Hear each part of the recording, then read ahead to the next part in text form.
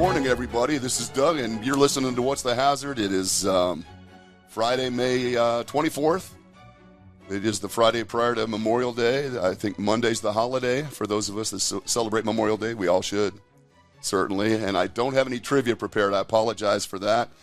I was a little bit too focused on the guest this morning. My guest this morning, shall I refer to you as doctor? No. You were a PhD, though. Yeah, correct. Mark Jones. And I like to say I'm living proof that anyone can earn a PhD. That's my motto. I don't have one. It's just an endurance test. Well, that's an interesting comment, and it is a test of your pain tolerance test, to some degree. Yeah, but anybody can do it.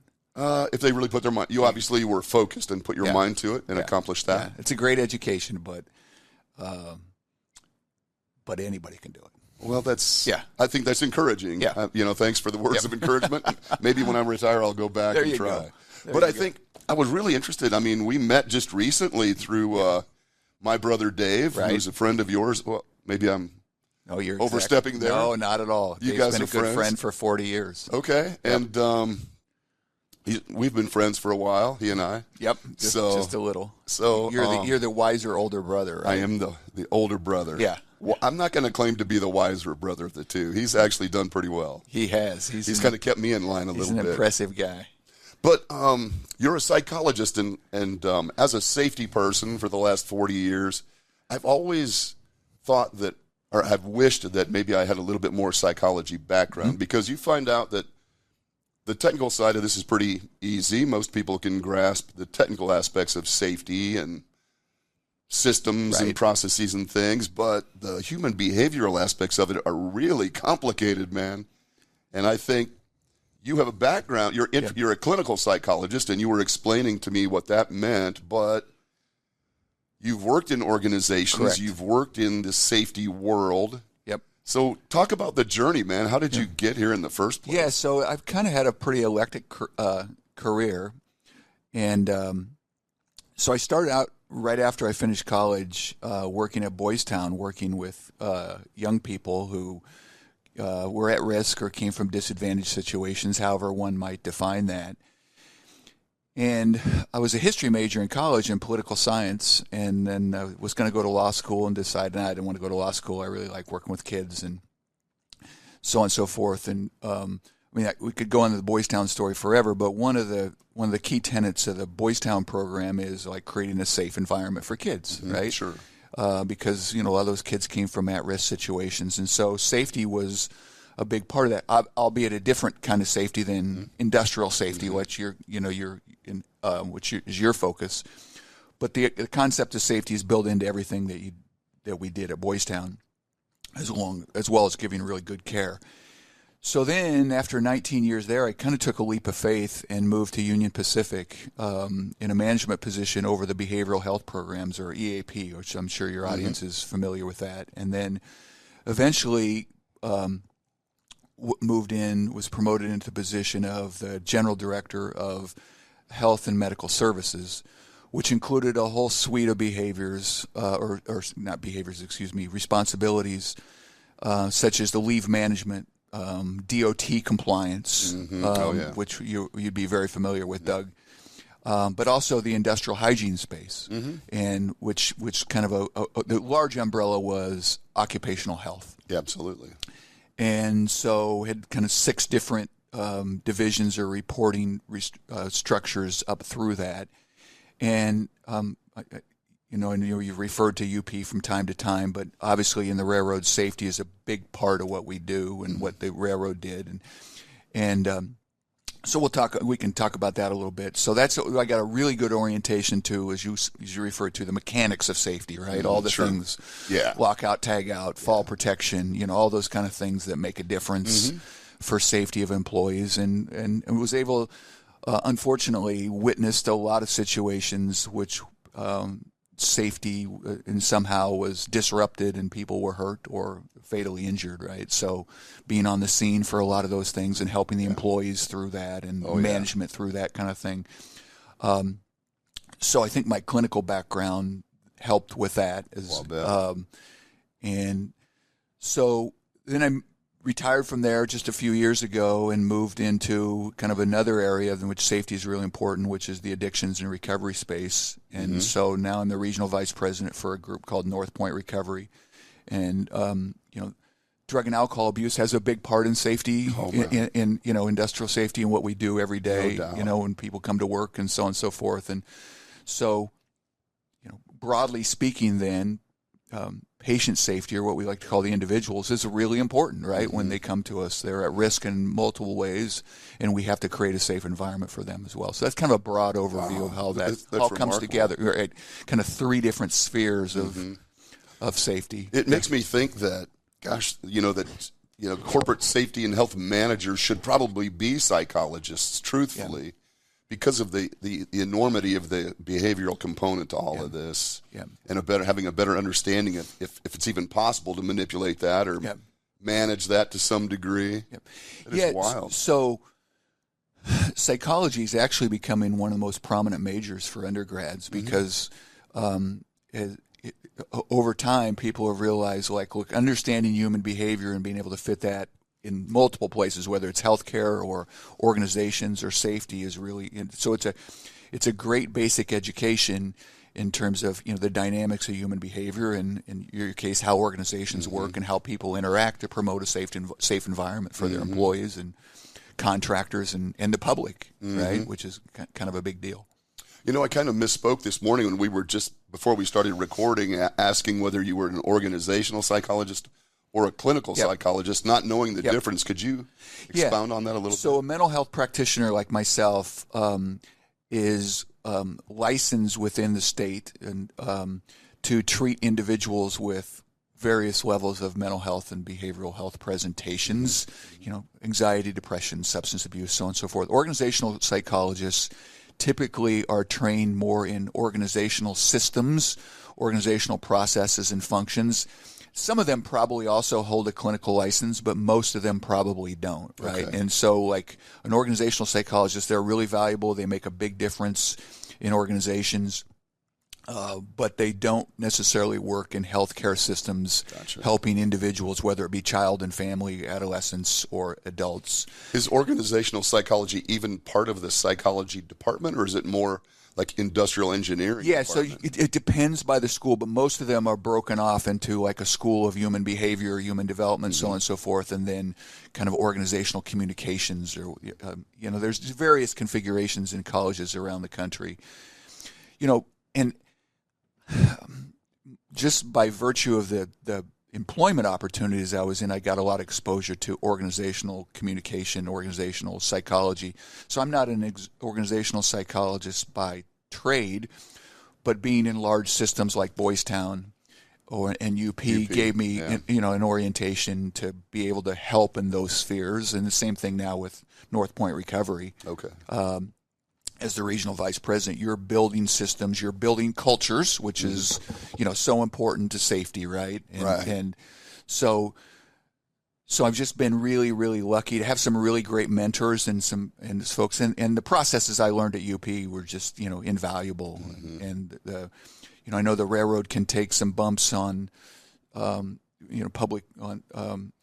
Bad publicity from time to time on safety, but they really do a good job of that. And they must. They really, have very specific protocols and emphasize it. And, every job starts with a job briefing. Very thorough. It's, so even if you've had a job briefing and you pull up in a truck, to work with the tie gang, stuff happens, and when you rebrief on kind of like what the current situation is, current status is. So there's a lot of detail that goes into that. That's impressive and helpful. Yeah. Well, I know the people that I have associated with that have worked at UP in that field are all exceptional. Yep.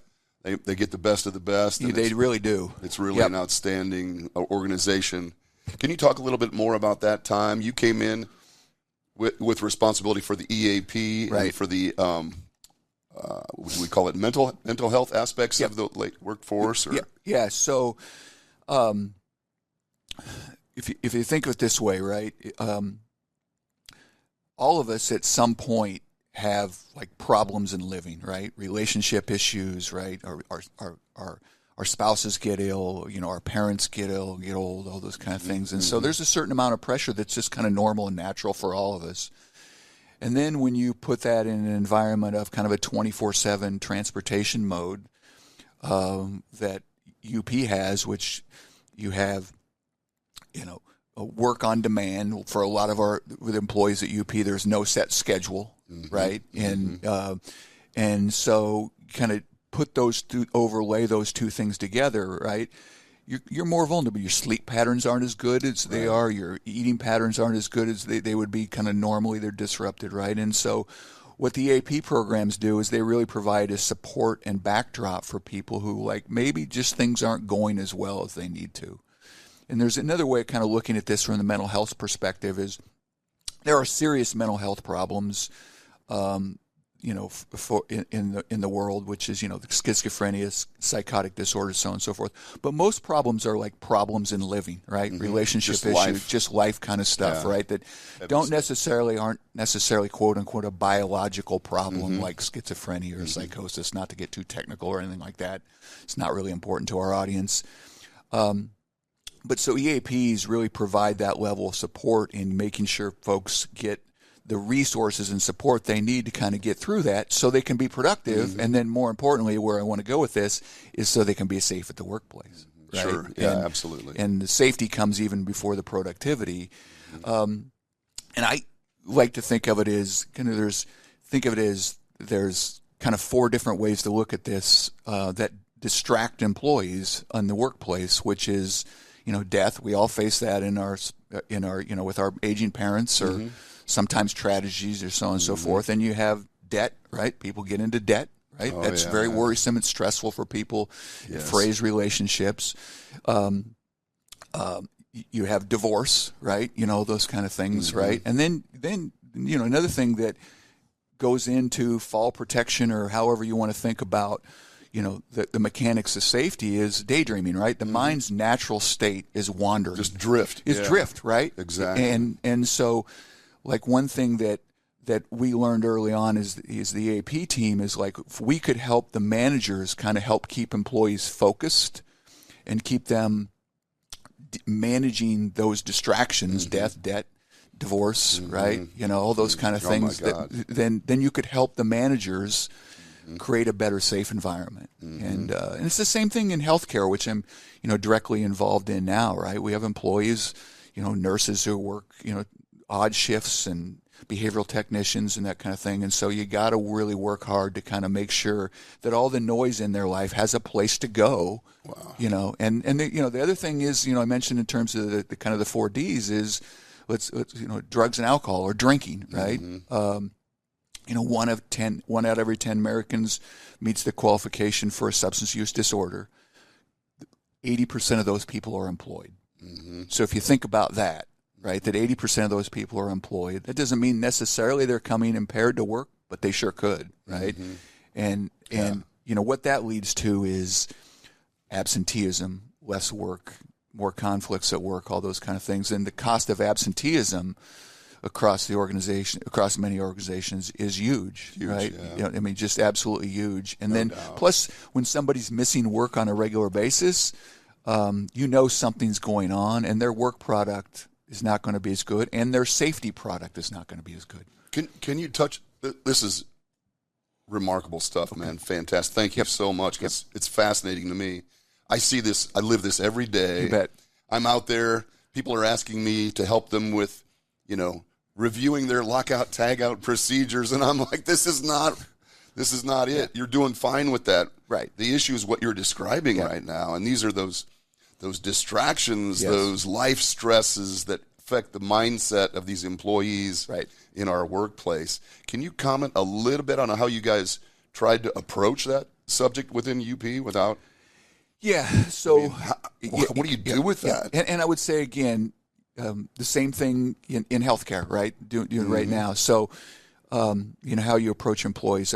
So I think the way to think about this is kind of like from what we call a meta perspective, a 30,000-foot view, is to build a culture in that the how matters and that every interaction counts, right? And so the best way to approach this is that so the managers make employees feel safe in their presence. Body posture, voice tone, eye contact, all those kind of things when a manager interacts with somebody, right? And so what we would, one of our goals was to say, okay, look, let's talk about how you build relationships with your team to get safety, because at the end of the day, if you don't have a relationship with your work, if the team that you supervise, they're probably going to dismiss a lot of those things that you talk to them about safety. Absolutely. Right? And so essentially the key component of being a psychologist, whether you're an organizational psychologist or mental health practitioner like myself, is helping people build relationships. And sometimes it's easy to forget about relationships at work because you're so focused on, I got to get this job done, right? And you kind of forget, like, every business is really in the people business versus the production business.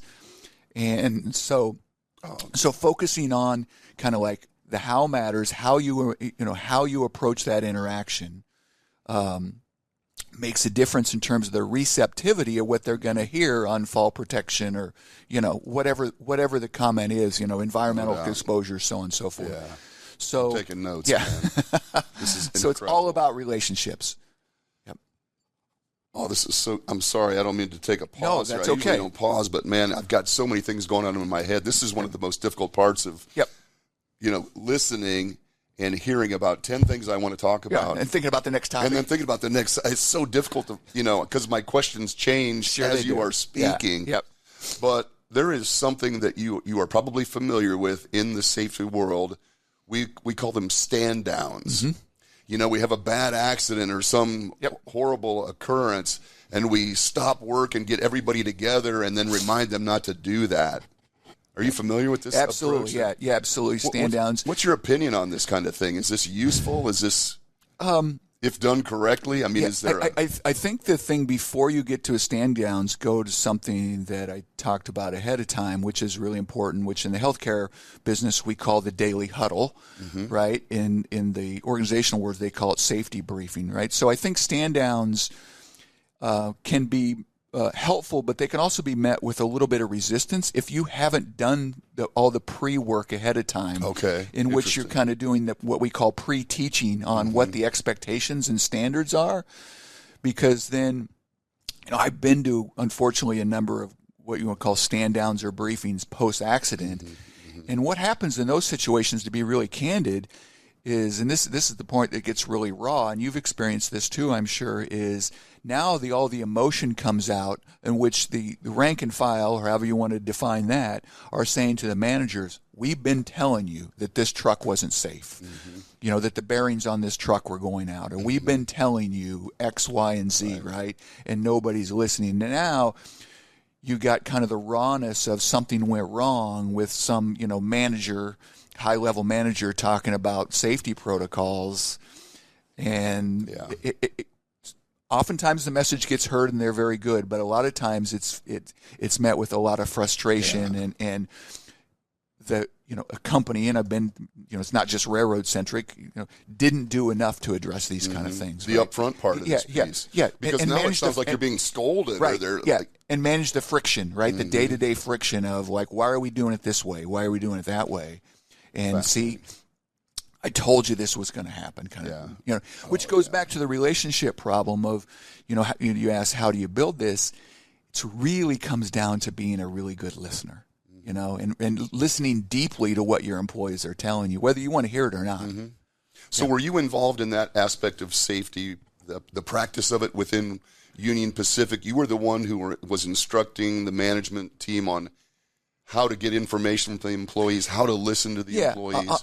So we would do some things, and still do, in my role, in terms of, like, okay, you're having a staff meeting. How about if we come and talk for a half hour on how to deal with, this kind of situation? So, like, a little topical, conceptual kind of thing. And other times you were doing, one-on-one consultation where employees, maybe they were running a certain line of business, doesn't matter what business, and they're having a lot of absenteeism, or they have a lot of injuries lately, those kind of things. It's like, okay, let's work with this manager on this particular message. How can they, usually what you learned is there were managers who were very motivated. They realized they didn't have that information at their fingertips and wanted that kind of help. Yeah. Wanted to kind of like, listen, this is not my expertise, right? I'm an engineer, right? Kind of thing, right? Like, help me walk through this. And if I needed an engineering, I wouldn't do it myself. I'd go to them, right? Right, no doubt. I can't fix the tie walls on my backyard. But that's no, of course not. You know what I mean? But that's such a good point, though, man. We promote people because they're high performers in their work activity, and we promote them and assume that they're going to be able to manage people without really giving them much preparation, and certainly no preparation on these the psychological aspects of how employees work. Right. I mean, it is so glaringly obvious when you step back and look at it, but we don't do much of that. It's really so.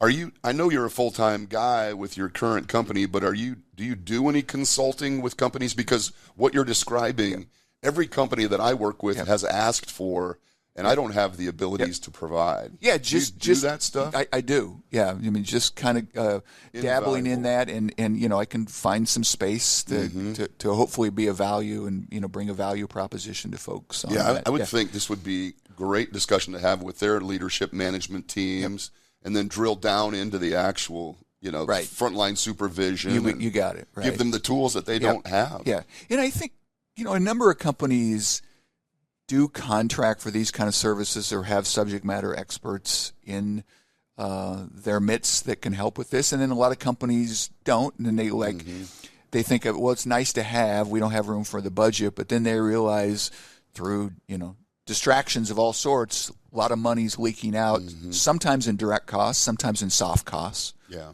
Right? But, there's a figure out there, and just back to the EAP world, which is a big world, and I was also the vice president of a group called the Employee Assistance Roundtable, and there was basically 50 Fortune 500 companies who had EAP programs, and so there was a lot of cross interaction about how do we support industry overall, right, and still stay close to that group. And one thing we know is the return on investment when you have an employee who is struggling for whatever reason, maybe it's drugs and alcohol, maybe it's a recent divorce or whatever it is, and if you get them help and it's good qualified help, the return on investment is basically $4 to 1, right? So rather than terminating those employees and letting them go or not addressing the issue, there's a great return on investment, and that's been demonstrated over and over, time and time again, that it's worth companies. Now, smaller companies, it sucks up more of their resources, so to speak, and so they tend not to be as focused on that as large companies who have huge resources. Sure. But it is a really good business investment to be able to support your employees. One, kind of the meta level, teaching your managers how to have great relationships in service of safety.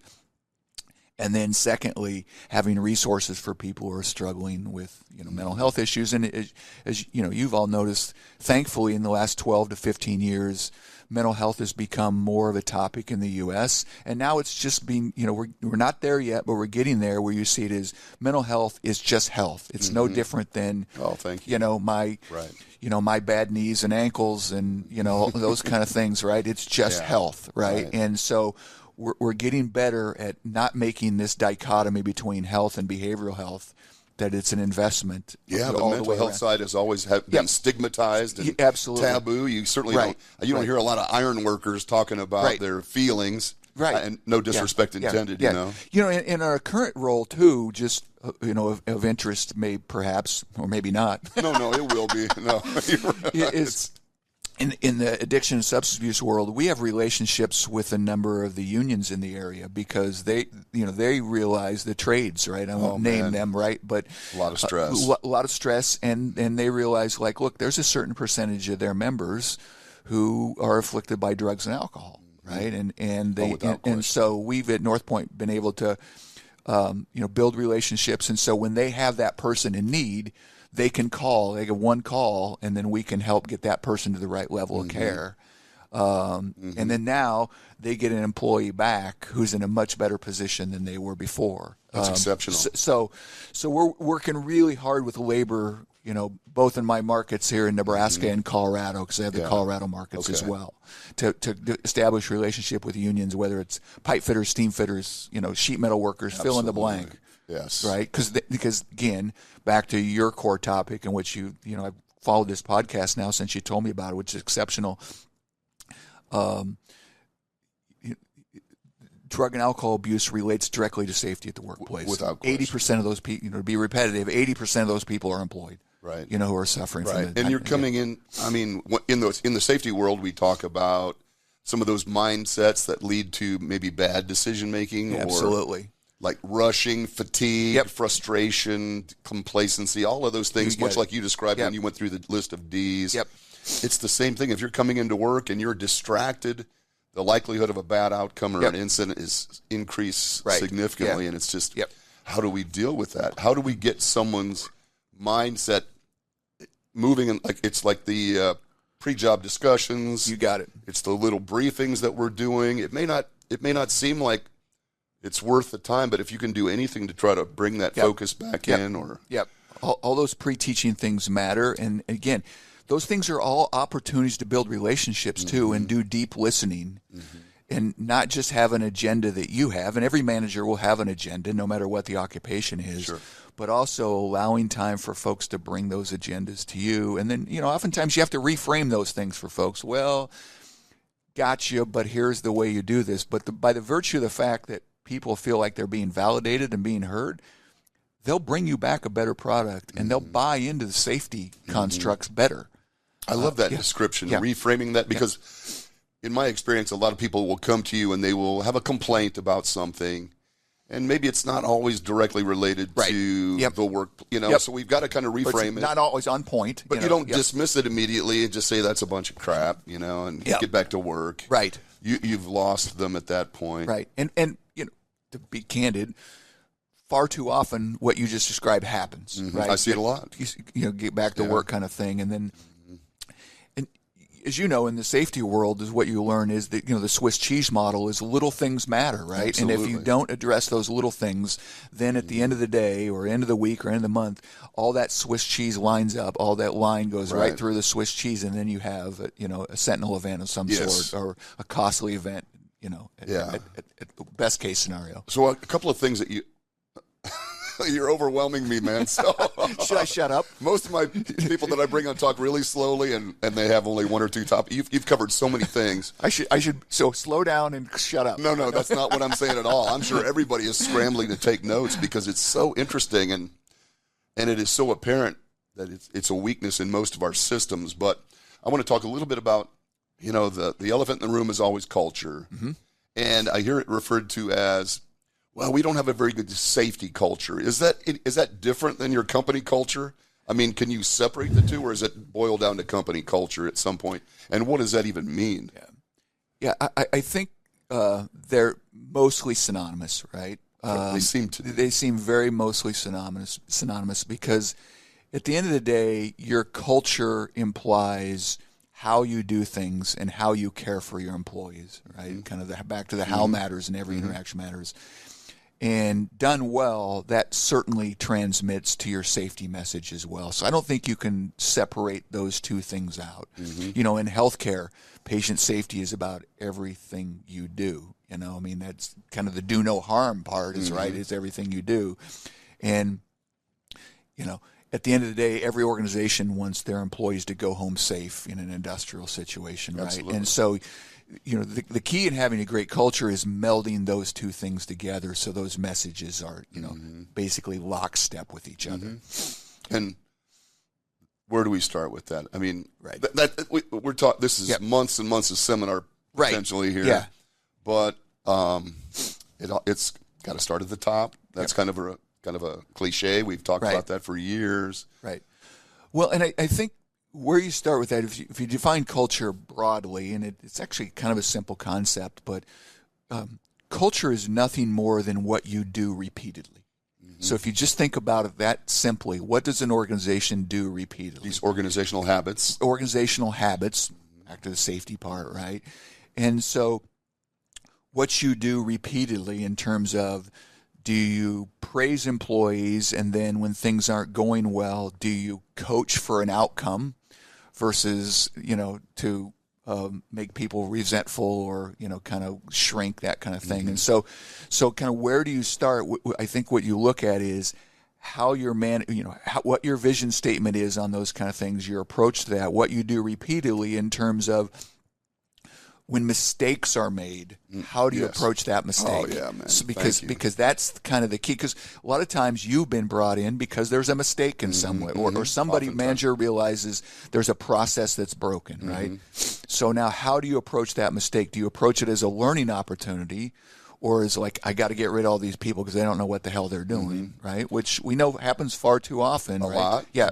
Blame or learn. Those Blame are your or learn, two right? choices Yeah. usually. And back to the culture thing, and my healthcare teams, they're tired of me hearing this, saying this, and they hear this. But I like to say kind of over and over, like, and I think your audience will relate to this as it regards to safety, is people don't fail, systems do. Yeah. Now, people have responsibility and ownership and all those kind of things, but mostly when you see safety failures, right, it's a matter of a system failure in some way, back to what you do, building out better processes. But if you're going to build a better process, you have to have an approach where people can interact in a way that's safe. No doubt. So you can almost assume that a mistake was made, or something deviated from the expected.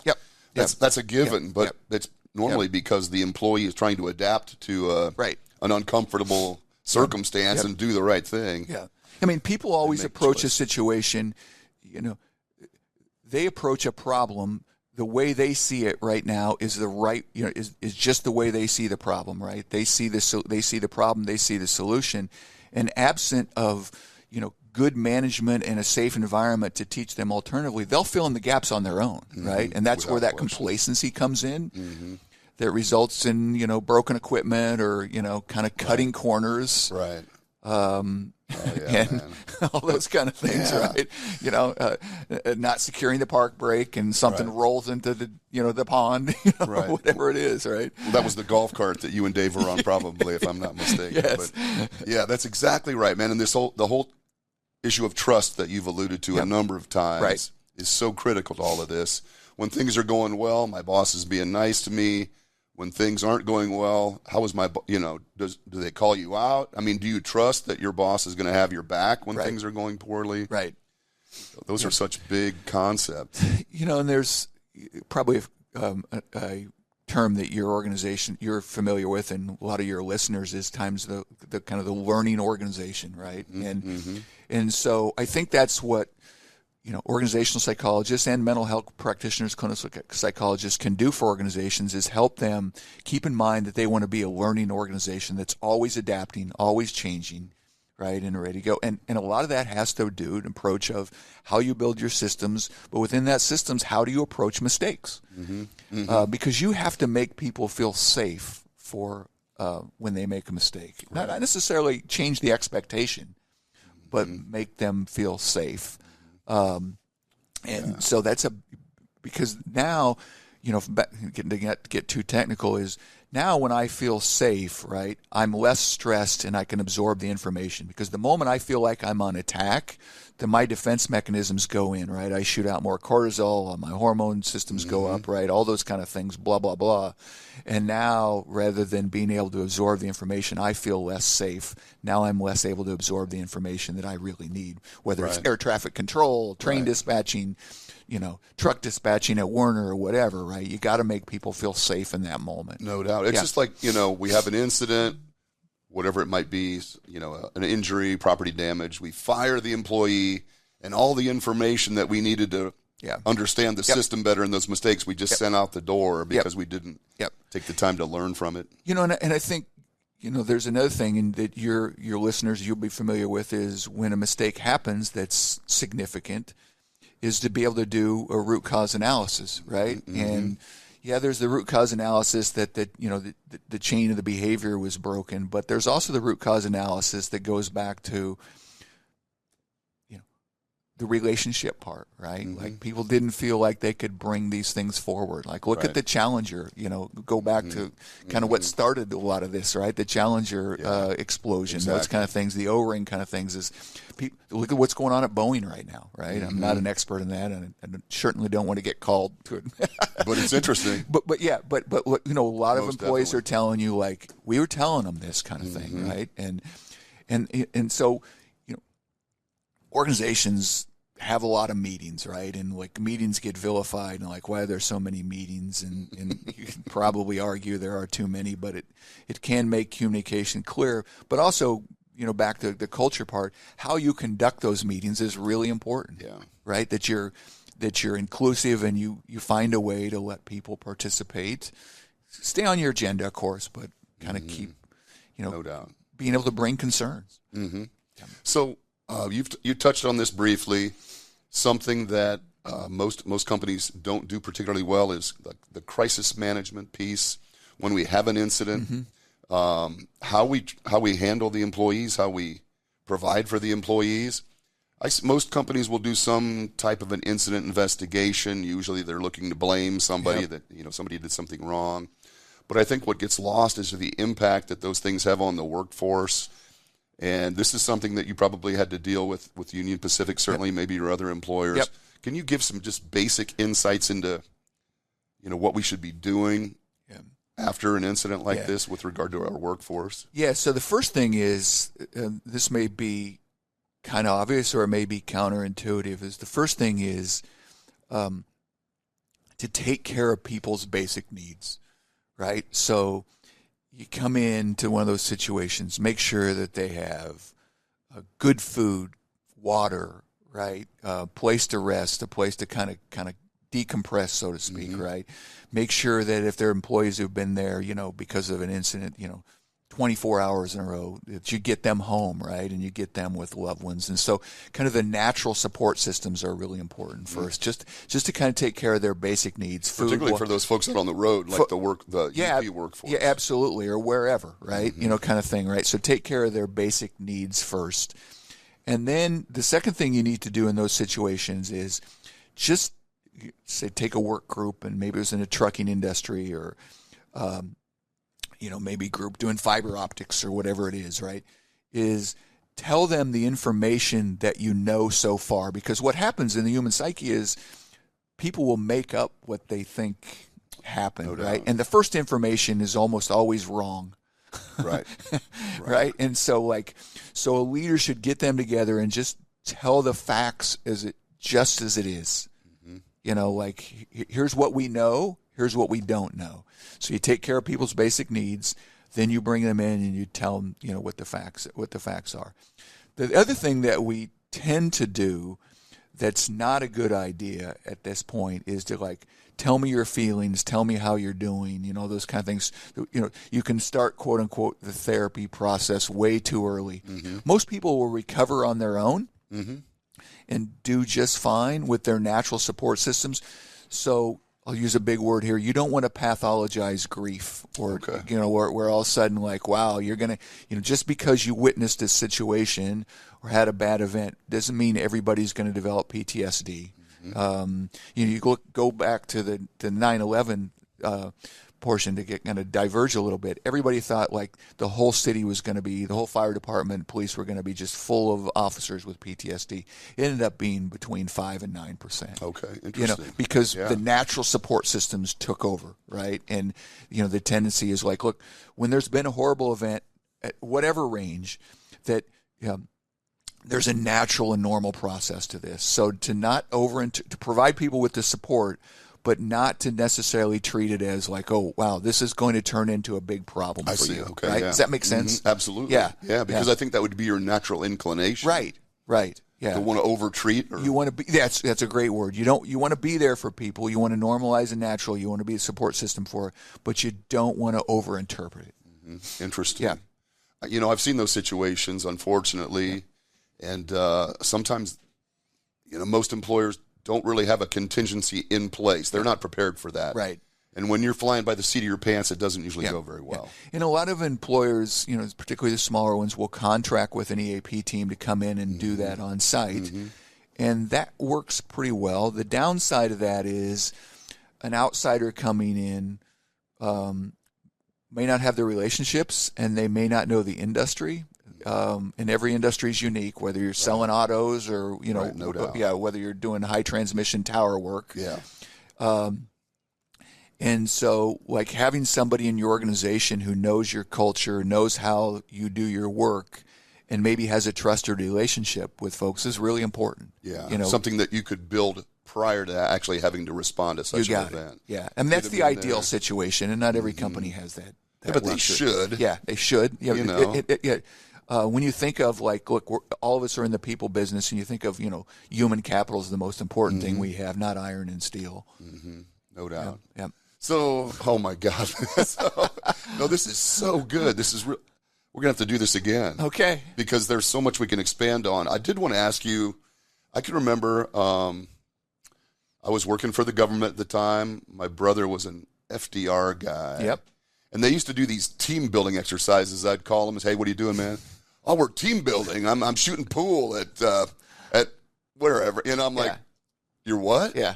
I mean, can you talk a little bit about team building? Is there value in that, and how can it be done? Yeah. So is it sometimes maybe it's just an escape, and it doesn't have to be anything more than just an escape from the office? But so at risk of sounding a little bit repetitive, and then I'll add one thing I think that your listeners will find really helpful and a really concrete intervention, if you will, and maybe not the right word, but they can be helpful. But here's where the repetitive part is. But you need to have done the pre-work before. So if you're not doing management by walking around, you haven't developed a relationship with people that's warm and caring, and that is informal, all those kind of things. Get together and having a ping pong tournament isn't probably going to do it, because it's going to seem they had one here, I think.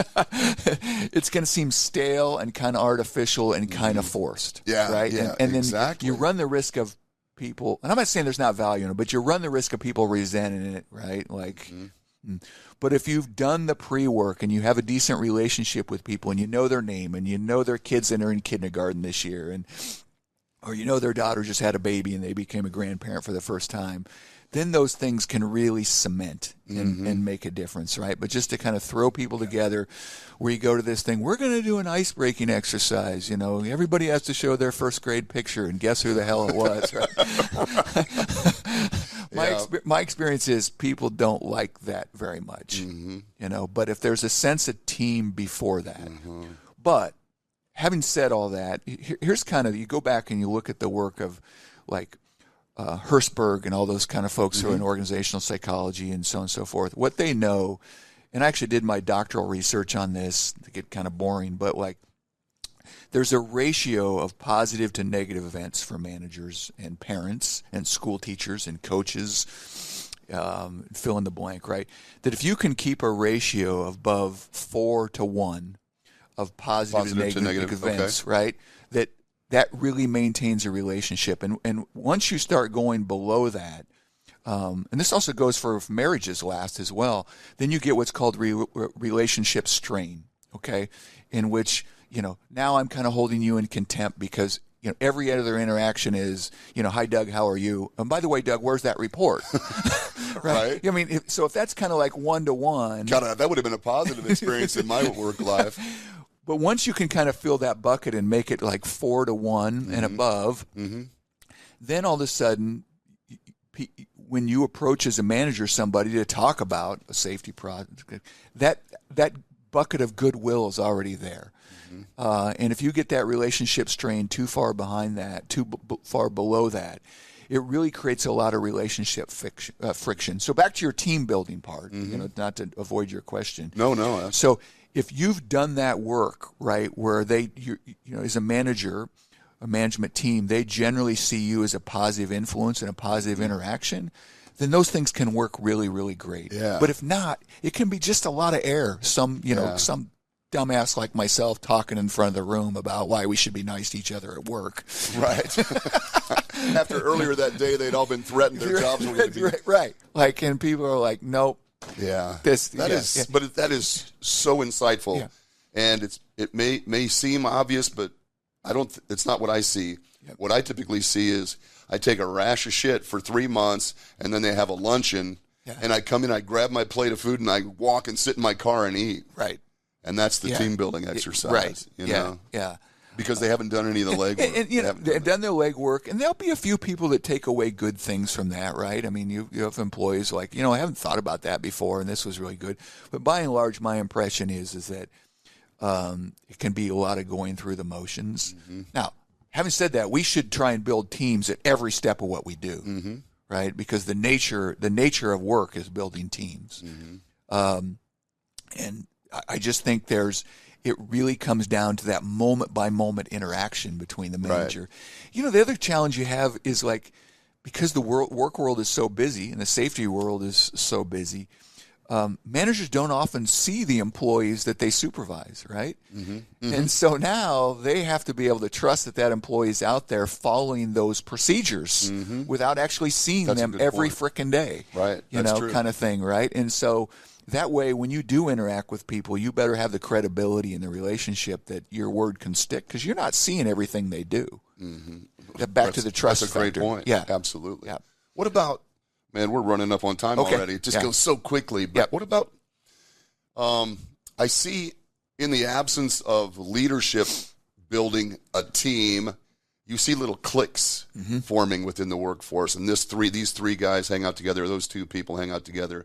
And you have loners in the group, and I worry about the loners. I worry about nobody's really listening or attending to their needs. Or what do you do with that? Yeah. So just to validate your observation there, you know, most of the sampling of the workforce, whether it's by Gallup or whoever, Press Ganey, in medical field filling, that only like 25% of the workforce is like truly engaged, mm-hmm.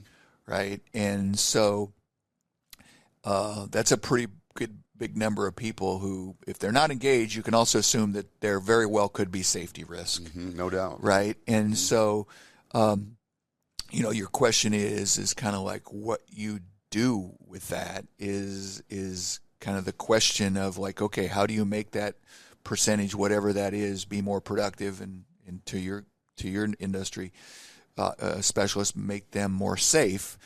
And I think some of that is realizing, like, look, everybody's role on a team may be different, but everybody's role is equally as important. Mm-hmm. And so when you have these kind of break-offs, for whatever reason, good, bad, or indifferent, there's probably individuals who haven't felt important to that mission, mm-hmm. right? Mm-hmm. So everybody has the same role, or everybody has a different role, but their status should be the same, mm-hmm. right? I mean, mm-hmm. So there's no unimportant jobs. Right. And so what's happened, in my impression, is those folks who've kind of broken off and are resentful and maybe don't feel connected to the organization have somehow felt like their role is not important. Mm-hmm. And so now managers have to figure out a way, like how do I bring that back? Mm-hmm. And it goes back to where we started in terms of relationship, making mm-hmm. people feel trusted. Wow. So it's a circular. It's a circular kind of thing, and like at some level it seems like really, really complicated, and at some level it seems like really, really simple. Mm-hmm. And I think for folks like myself, and there are a lot of folks out there who are better at it than I am, can help organizations kind of like take that complexity, mm-hmm. break it down into measurable behaviors that managers can engage in, and then re-engage the workforce mm-hmm. in a way that promotes safety. Yeah, ultimately, right? And whether you're promoting safety or not, I think oftentimes the aspects of a work that we categorize, that we kind of like partition: safety, quality, efficiency, reliability. They're ultimately just one thing. They are. They're work. Yep. And we don't need to segregate them necessarily. Right. We might need specialists in those areas, but they are one thing. They're one culture. They're all, one direction usually. Yep. And a lot of those things, being repetitive, but they come back to the ability to build relationships with people. Isn't that? Yeah. So I can remember, though, and you do as well probably, the days of old where the boss said do something and you didn't question it and you just shut up and did it. Yeah. And now we've kind of come to a point where we do a lot of hugging, and we're like you said, this how did organizations function back then? Fear? I mean, how did they? Yeah. Were there good organizations back then? I mean, so, maybe there were just really insightful managers who understood it without having to be told. Yeah, I do think, when you kind of look at the evolution of industrial manufacturing, through auto and, which is kind of the leader in this country, kind of when you go back to the 1900s, an authoritarian approach was much more of the dominant approach, in terms of how things go. And as we have evolved, in terms of our thinking towards safety and production, we've realized the workforce had to become more democratic in nature. You look at the way how Toyota and Six Sigma, right? Absolutely. Is a very Deming, all of that. Deming is a very democratic process, right? In a participatory process. Yeah.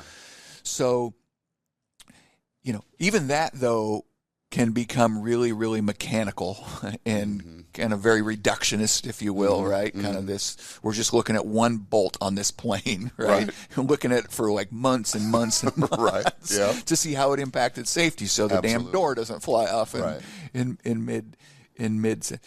So, but then I think there's been the influence of relationships matter, and to your point, it then can become relationships are all that matters. I see, yeah. And so the companies that do it best have fit both into their culture, right? So they've been able to maintain really high expectations of their employees, but at the same time, manage those really high expectations with high relationships. Easier said than done. Easier said than done, but I think the highest performers are doing that. They are doing that. And those are the ones, OSHA segregates companies by management systems and performance, but when you see a company that is really clicking on all cylinders, you see that within the leadership mindset. Right. Absolutely. It's interesting. Yeah. Right. My God, man.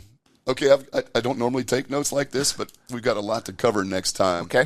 So if someone wants to get a hold of you, is that a permissible thing? Absolutely. How would they get a hold of you? You know what? We can put these notes into the liner notes. Why don't we just have them direct that through you? How's we that can sound? do that as well. They can contact me and reach out to you, or we'll put some contact information. And I'll give you my email and all that kind of stuff. But you're well known throughout the Midwest and beyond. Well, they can get to you through me if they care to. Yeah. This stuff is fast. I've got one last question for you. This is probably the question that's just been burning on my mind most.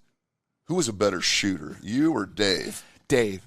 The guy couldn't miss from 20 feet and in. Well, he was a pretty good shooter. I'm sure I taught him all of that. Yeah. We have stories upon stories that never die from all our time playing. Some of them true, most of them. You were a highly competitive athlete, though. You played at Creighton? Yep, I did. Yeah. That's exceptional, man. Still. Still getting it? Are you still doing it? No, I don't do that. But I can't let it go. Every day I wake up thinking about basketball at some level, right? Of course. And we all do, right? Yes, and just kind of the love of the game. But I've known Dave for 40 years. Started playing with him when I was in college, and he was in high school. He's a little younger than I am, and he'd play pickup basketball with us. He's an exceptional athlete. He was pretty good. Yeah. He never passes me the ball, but that's just an understanding. He's understanding, but he's really good. He's afraid he's not going to get it back? That might be it, yeah. Well, he didn't pass it very much at Westside either in when I watched. But yeah, he was a great player at Hastings as well. Yes, he was. He's in the Hall of Fame there. Yes, he is. Yeah. We went out to that induction ceremony a few years ago. Yeah. And that was a lot of fun. Yep. Yeah. I can remember loading up a car. My dad had a new Oldsmobile. He was very proud of it. Probably the first new car he'd ever purchased. Yep. I was home from, I don't know, I must have been home from Tulsa or maybe Ohio. I'm not sure where. But I loaded up the car with buddies of mine and cases of beer. My mom is probably not listening at this point. And we drove out to Hastings to watch, I think, Bart Kofod was still there. Yep. Dave was there. Yep. The brothers, the two guys that, Mike and Mark were there to watch the game.